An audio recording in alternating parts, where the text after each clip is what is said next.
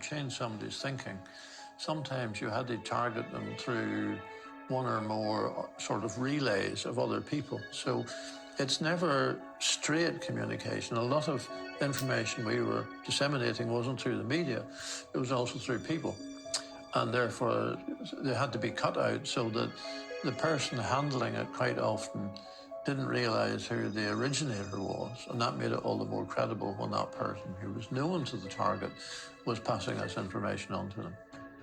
Information policy created profiles of persons of interest and people in their social networks.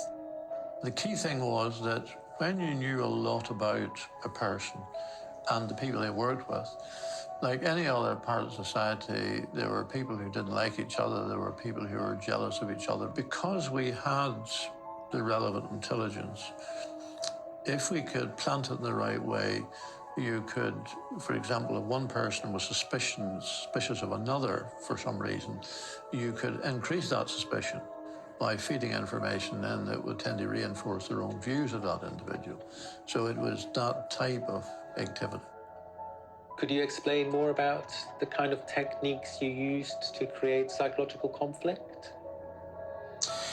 I have to be careful with that because what I don't want to do is actually share techniques that are still having impact.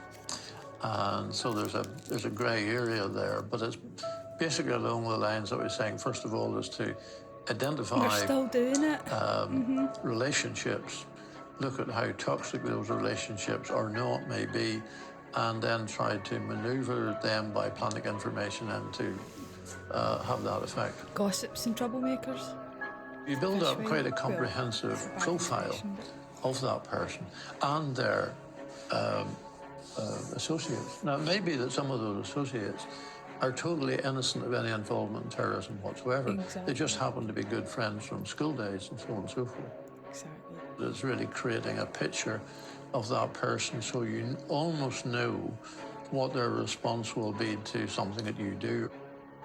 This is a very different use of psychology. And I think a lot of people wouldn't be aware that this knowledge exists and that people study psychology, for these kinds of purposes. I think that's true, but you have to be careful because we did do lots of things that had a positive psychological effect. Like, for example, we ran